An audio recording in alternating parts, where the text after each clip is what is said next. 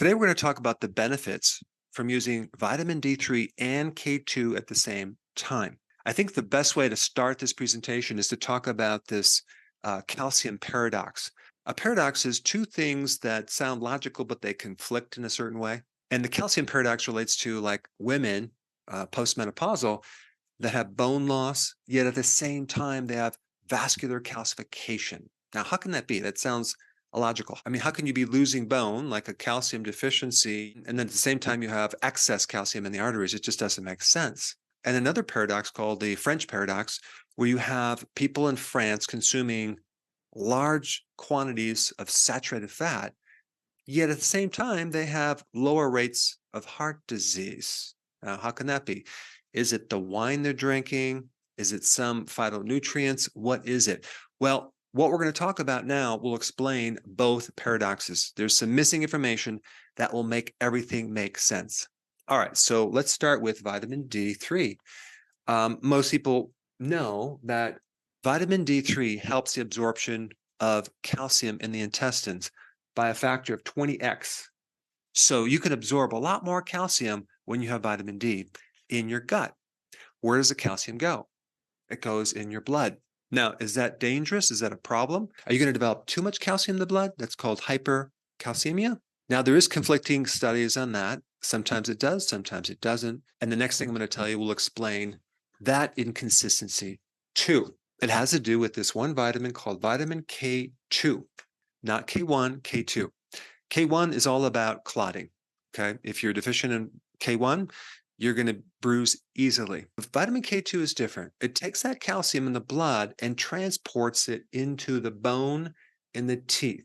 It's a calcium transporter, and it uses this helper right here. It's a protein called osteocalcin to draw calcium into the bone and bind it inside the bone so the bones become very, very solid. And K2 also activates another thing right here called matrix GLA protein, which is not necessarily binding the calcium in the bone. It's removing the calcium from not just the arteries, but other soft tissues. So it keeps calcium out of the arteries, out of the joints, out of the eyes, out of the kidneys, out of the lungs, out of the skin, out of the breast tissue.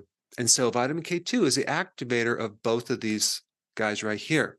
And without this activator, K2, both of these proteins stay inactive, and you potentially could start developing pathological calcification, which is a bad thing because there's certain places that you don't want calcium. In fact, this thing right here is one of the strongest inhibitors of calcification, because when someone takes calcium, let's say a woman who just became menopausal to prevent their bone loss, and now they're at a double risk of getting a heart attack, well, only if they're deficient in K2. And so this hypercalcemia can be controlled if there's enough K2 in the diet. Now, let me just add one more thing to explain this French paradox, right? Well, they consume a lot of fatty foods, and I've been there, and that's absolutely true. Yet they have low rates of heart problems. Wonder why that is. Well, the answer to that is in the source of K2. Where does vitamin K2 come from? Well, it can either come from animal fats, those things that we were told to avoid because we want to prevent heart problems, which is completely false information. And so there's two main versions of this K2, the MK4, which comes from animal fat, but there's also a version MK7 of K2 that comes from bacteria, as in that French cheese, and even other fermented things like sauerkraut and a fermented soybean called natto, where they use in Japan. Now, understanding this mechanism in vitamin K2 is vitally important since heart attacks are the number one killer. And if we can keep calcium out of the arteries, that would be a very, very good thing. And it also explains why a lot of people are deficient in K2, because they have cut out these foods right here, which I'm going to explain. They've cut out the grass-fed butter and ghee. And all the foods I'm going to mention now are high in vitamin K2. They have cut out the hard and soft cheeses. Maybe they might do low-fat cheeses. Well, guess where all the vitamin K2 is? It's in the fat. Vitamin K2 is also in egg yolks, especially if it's pasture-raised, allowing chickens to run out into the pasture. Vitamin K2 is also in goose liver, chicken liver, and beef liver. it's in hot dogs, and it's also in salmon, wild caught salmon.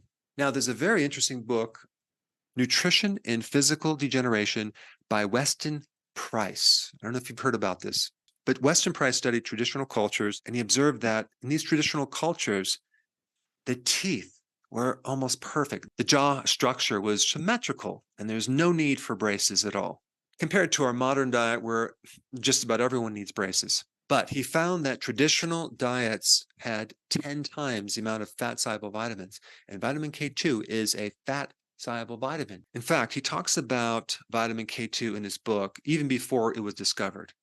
He didn't have a name for it, so he called it Activator X. But it's interesting that he isolated that way back, I think it was in the 20s. Vitamin K2 doesn't just control calcium. It also can help make insulin more sensitive to decrease someone's risk for diabetes.